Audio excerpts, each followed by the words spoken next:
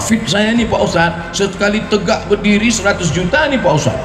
Ini Pak Ustadz, sepatu saya ini harganya 20 juta Pak Ustadz. Yang nanya siapa? Peci saya ini dibeli orang di Jambi 12 juta.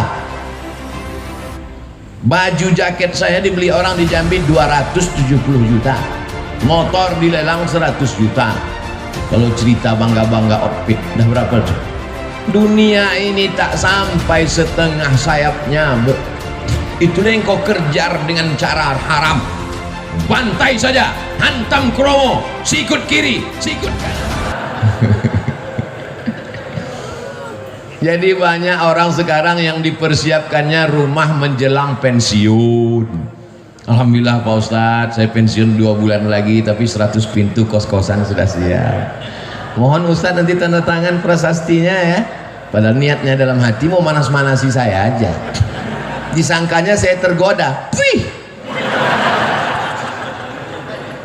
Saya tidak tergoda dengan itu.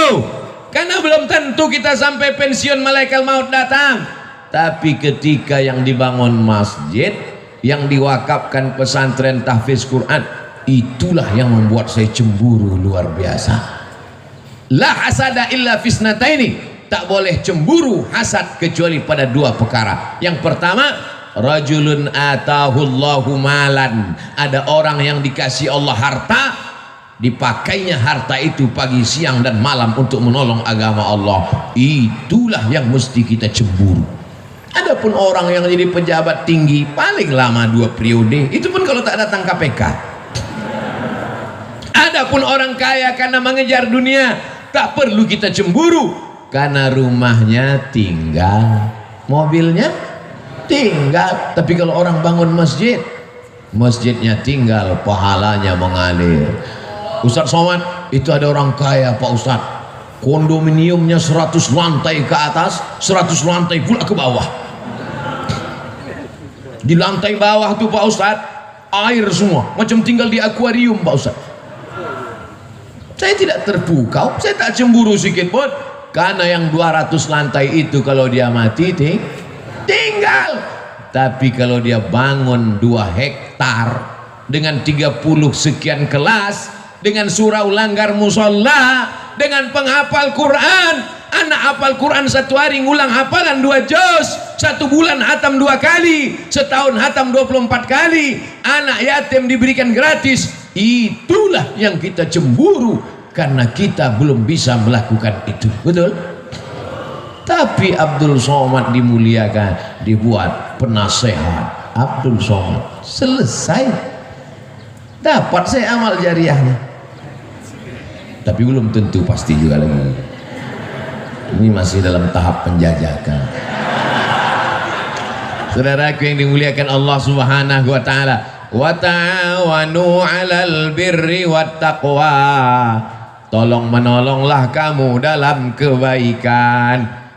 Ini pelajaran untuk anak-anak muda. Cita-cita kalian mesti tinggi macam cita-cita Haji Dasril Sultan Bagindo. Ini sekarang anak muda nih, gimana rencananya ke depan? Ya udah mau siap S1 Pak Ustadz. Habis ini kau mau jadi apa? Ya mau ikut tes PNS lah Pak Ustadz. Kau PNS mana bisa bangun masjid? Gaji 2,5 juta sebulan, semua kredit. Bangun rumah 3M, 3 kali minjam.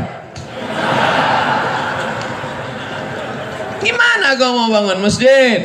Sementara laut di Lampung luas, kolam-kolam ikan entrepreneur bisa.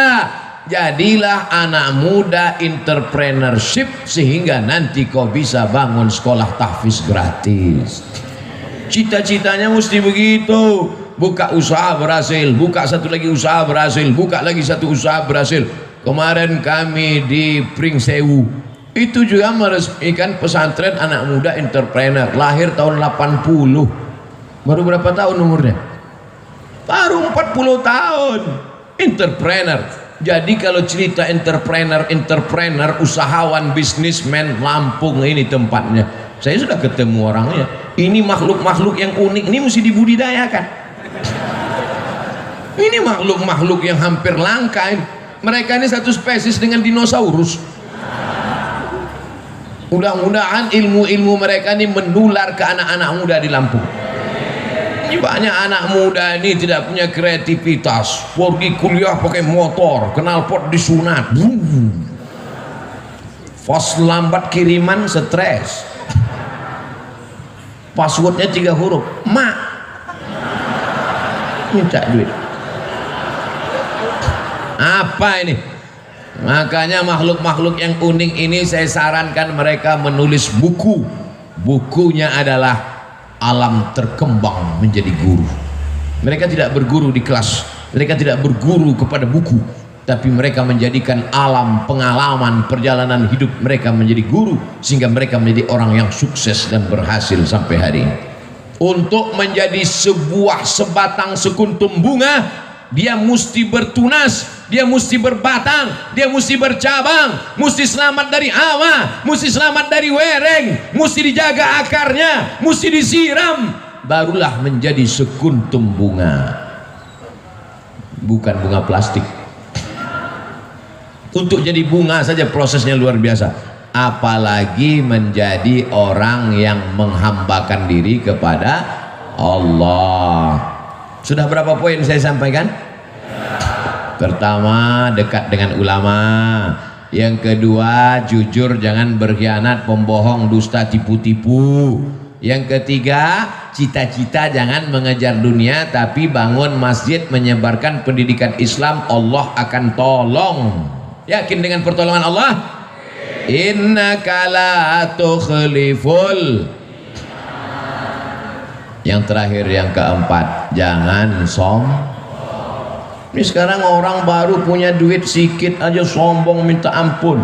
Ini Pak Ustadz, sepatu saya ini harganya 20 juta Pak Ustadz. Yang nanya siapa? Siapa yang nanya?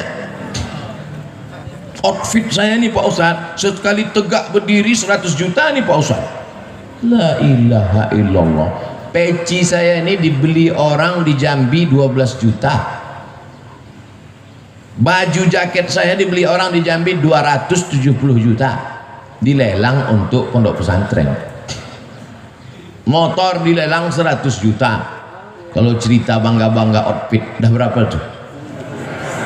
100. Tambah jaket 270, 370. Tambah peci 12 juta, 382 juta.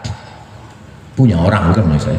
Wah, balik ke asal bahwa kau bukan apa-apa dan bukan siapa-siapa. Tu'izzu man tasha. Allah menaikkan siapa yang dia kehendaki. Wa tudhillu man tasha. Allah menurunkan siapa yang dia kehendaki. Ada yang rendah hati turun ke bawah dinaikkan Allah. Ada yang naik ke atas hampir ke awan akan diturunkan Allah. Percaya tak percaya, mereka yang di atas nih pasti akan turun untuk sarapan pagi. Betul? Masya Allah, tabarakallah. Masjid mengajarkan kita tentang tawadhu, rendah hati. Siapapun orangnya, kalau sudah sampai masuk ke masjid ini, dia mesti menempelkan keningnya ke lantai, ke tempat bawah tapak kaki. Adakah yang lebih rendah dari tapak kaki? Lantai ini lebih bawah tapak kaki. Mana ada orang melangkah di atas tapak kaki? Lantai ini ditempelkan kening ke lantai. Mentang-mentang Haji Dasril yang bangun masjid, tiba-tiba pas sujud, Haji Dasril enggak sujud ke lantai. Kalian aja, aku yang punya masjid sujudnya ke tiang. Nggak bisa. Semuanya menempelkan kening ke lantai, dan ketika kening menempel ke lantai, saat itu kau rendahkan dirimu dan kau katakan subhana rabbiyal. Kalau kau menyelamatkan dirimu dari angkuh dan sombong, Allah akan menyelamatkan